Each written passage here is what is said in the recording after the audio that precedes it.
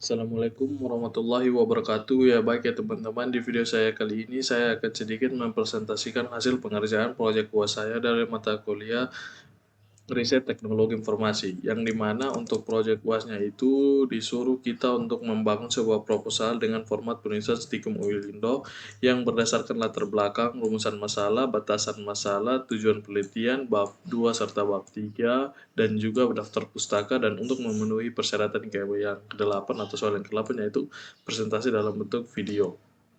Ya, selanjutnya di sini saya akan mempresentasikan proyek proposal saya, proposal penelitian yang dimana judul yang saya ambil berkaitan dengan analisis kinerja sistem penguat sinyal GSM di Puskesmas OFMasi Kabupaten Kupang menggunakan metode NLDC dengan nama Rizal Balik, Program Studi Teknik Informatika 101, Stikom Oilendo Kupang. Di sini untuk latar belakang sendiri, Pusat Kesehatan Masyarakat atau Puskesmas OMASI Kabupaten Kupang sebagai salah satu institusi pelayanan kesehatan di wilayah tersebut. Dari kebutuhan akan akses komunikasi yang kurang lancar, adapun beberapa kendala dalam melakukan aktivitas berbasis online yang sering terhalang kendala proses pengerjaan untuk mengakses ke sistem informasi website yang sedang dialami. Meskipun telah terdapat jaringan 4G di sekitar area puskesmas, namun kualitas sinyal yang diterima tidak selalu optimal. Salah satu upaya untuk memperbaiki kualitas sinyal 4G tersebut adalah dengan memanfaatkan sistem penguat sinyal GSM. Permasalahan yang sering terjadi terkait dengan kualitas telekomunikasi yang kurang optimal. Masalah kualitas 4G yang sering tidak memadai di sekitar airport menjadikan pokok perhatian dalam pemilihan objek penelitian ini. Kualitas sinyal yang buruk dapat menghambat pegawai dalam puskesmas dan berpotensi dan mengganggu aktivitas pelayanan kesehatan serta dengan pengakreditasian dan juga pengerjaan lainnya memerlukan koneksi internet. Melalui tinjauan literatur yang cermat terhadap indeks bahwa salah satu koneksi dengan memanfaatkan sistem penguat sinyal GSM. Dalam konteks ini, sistem penguat sinyal menunjukkan potensi untuk memperkuat telekomunikasi yang lemah terhalang oleh berbagai faktor, seperti jarak, hambatan fisik, dan interferensi. Dalam penelitian sebelumnya atau implementasi penguat sinyal jaringan point-to-point pada Politeknik Negeri Sriwijaya, Desa Galunga, Banyuasin, pada data pengukuran sebelumnya menggunakan penguat sinyal GSM dengan jarak 700 meter, kekuatan sinyalnya di min 97 dBm. Kualitas sinyalnya buruk. Setelah menggunakan penguat sinyal dengan pada jarak 7.000 meter sama dengan jarak yang di atas, kualitasnya dia naik di minus 77 dBm dengan kualitasnya baik. Dikutip dari Saranjana et al. 2023. Dengan data di atas dapat bahwa menambahkan penguat sinyal dengan sistem GSM dapat meningkatkan kualitas sinyal yang dipancarkan oleh tower BTS. Diperoleh dari jurnal di atas, alat ini berfungsi dengan baik sehingga komunikasi yang dilakukan daerah tersebut menggunakan saluran GSM. Namun jarak BTS terlalu cukup jauh untuk mengakui kemampuan penguat sinyal. Dilakukan pengamatan terlebih 3 kriteria, mulai dari telepon, chat, dan streaming yang bisa dilakukan oleh para warga setempat. Untuk mewakili 3 kebutuhan tersebut, tim pelaksana melakukan telepon seluler dan WhatsApp untuk mencoba aplikasi YouTube. Saya kutip dari pemasangan perangkat penguat sinyal GSM di jalur air menuju air mancur sekitar Lombok Barat.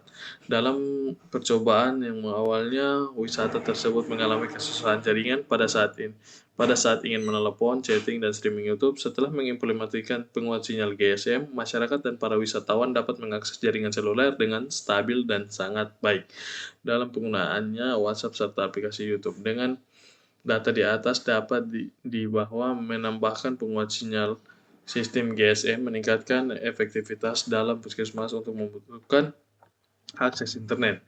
Tujuan penelitian ini adalah membuktikan efektivitas sistem penguat sinyal GSM dalam memperbaiki kualitas sinyal 4G di Puskesmas OMASI. Dengan demikian, hasil penelitian ini akan memberikan pemahaman yang lebih baik mengenai kemampuan sistem penguat sinyal GSM dalam meningkatkan kualitas sinyal telekomunikasi yang khususnya di kesehatan seperti Puskesmas. Berdasarkan uraian di atas, maka penelitian mengambil judul Analisis Kinerja Sistem Penguat Sinyal GSM dalam memperbaiki kualitas sinyal di Puskesmas OMASI Kota Kupang. Untuk rumusan masalahnya di sini, bagaimana efektivitas sistem penguat sinyal GSM dalam meningkatkan kualitas sinyal 4G di Puskesmas OMASI Kabupaten Kupang. Bagaimana kinerja sistem penguat sinyal GSM dalam meningkatkan kualitas sinyal 4G dalam kebutuhan koneksi internet di Puskesmas OMASI Kabupaten Kupang. Tujuan penelitian ini untuk menguraikan efektivitas sistem penguat sinyal GSM dalam memperbaiki kualitas sinyal 4G di Puskesmas OMASI Kupang.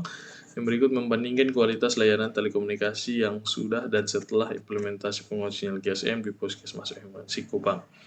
Untuk manfaatan penelitian menyediakan efektivitas sistem penguat sinyal GSM dalam memperbaiki kualitas sinyal di Puskesmas OMASI Kabupaten Kupang. Yang B. Memberikan kontribusi terhadap pengembang ilmu pengetahuan dan telekomunikasi IPTEK dalam membuktikan secara empiris kemampuan sistem penguat sinyal dalam meningkatkan kualitas telekomunikasi terutama konteks lingkungan kesehatan seperti Puskesmas. Untuk ruang lingkup penelitian sendiri itu membahas dari penelitian ini difokuskan dalam perancangan sistem penguat sinyal GSM dalam memperbaiki kualitas sinyal di masing-masing Kabupaten Kupang. Objek yang diteliti adalah efektivitas penguatan sinyal dalam meningkatkan kualitas sinyal di Puskesmas Kupang. Dalam penelitian ini mengevaluasi dalam mengenai kualitas sinyal sebelum dan setelah diimplementasi terhadap penguat sinyal ini. Ya, kita lanjut masuk pada bab 2. Di sini penelitian terdahulunya ada beberapa penelitian untuk yang telah melakukan penelitian. Yang pertama untuk penelitian implementasi sistem penguat yang menggunakan energi terburuan di Kampung Gerongga. Tujuan penelitian ini adalah untuk mengimplementasi sistem untuk menggunakan energi terbarukan. Sistem ini bertujuan untuk meningkatkan kualitas 4G LTE di daerah sebelumnya. Berikut ada citasi dari ini jurnal berikut, yaitu rancangan bangunan antena helix sebagai penguat sinyal GSM. Ini sama saja tetapi dia menggunakan antena tambahan yaitu antena helix. Ini tetap dia menggunakan paket utuh dari sebuah GSM. Jadi GSM itu adalah penguat sinyalnya di mana di situ kita bisa tambahkan antena kita sendiri. Antenanya bervarian tergantung dengan kebutuhan dan rekondusi dari lapangan itu sendiri. Di sini dia masih ini air terjun yang telah saya citasi di atas tadi sesuai dengan latar belakang saya, dan konklusi 5 elemen ini antena yang digunakan pada citasi ini yaitu antena Yagi, teman-teman. Di sini dia menggunakan antena Yagi. Kalau yang di atas tadi dia menggunakan antena helix. Ini antena helix juga tuh cukup lumayan baik ya teman-teman. Untuk implementasi helix ini diharapkan sangat meningkatkan pada jaringan 4G.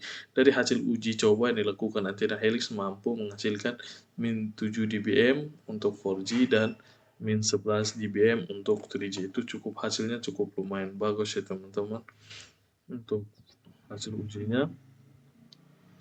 Setelah itu di sini kita akan masuk. Oh, ini sudah ya teman-teman, Faris et al. Di sini dia membuat menggunakan antena Yagi yang sudah saya bahas tadi. Dia memperkuat sinyal 4G pada frekuensi 1800 Hz serta aplikasi pengujian kinerja menggunakan instrumen. Selanjutnya di sini kita masuk pada 2.2 yaitu apa itu GSM.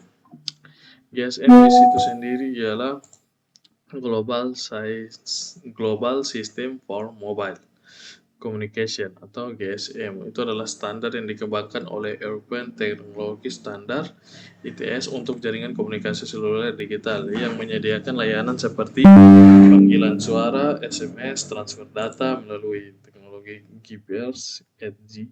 GSM bekerja pada frekuensi 900 MHz atau 1800 MHz di Eropa dan Asia serta 8500 Hz dan 1900 MHz di Amerika Utara. Jaringan GSM terdiri dari beberapa komponen utama yaitu Mobile Station atau MS, Basic Station atau BSS, Network and Switch Submission atau NSS, dan Operator and Support System atau OSS. Keunggulan utama GSM meliputi dukungan untuk kita meremeng enkripsi dan proteksi terhadap cloning kartu SIM. Ini sendiri saya kutip dari Kurma et al. 2020. Untuk repeater GSM sendiri, ini saya menggunakan repeat ya teman-teman. Jadi ini kita repeat GSM-nya di 2 GHz, 3 GHz, 4 GHz untuk LTE-nya dengan jalurnya 900 MHz, 1800 dan juga 2100. Nanti kita akan coba perbandingannya di pembahasan bab 3. Ya, selanjutnya di sini untuk gambar repeatnya seperti ini ya teman-teman, alat yang akan kita gunakan. Ini alat repeat, setelah itu antena indoor dan antena indoor OMI. Ini nanti seperti di atas tadi menggunakan antena Yagi dan juga antena helix. Di penelitian saya ini saya akan mencoba menambahkan antena indoor OMI, dan ini antena indoor ini jenis antena yang dirancangkan untuk di dalam ruangan. Juga kita bisa menambahkan ada beberapa antena baik itu indoor maupun outdoor tergantung dengan keadaan di lapangan ya teman-teman. Ini dia sudah komunikasi nirkabel termasuk wifi GSM selainnya untuk ini. Saya kutip dari Chen et al. 2022.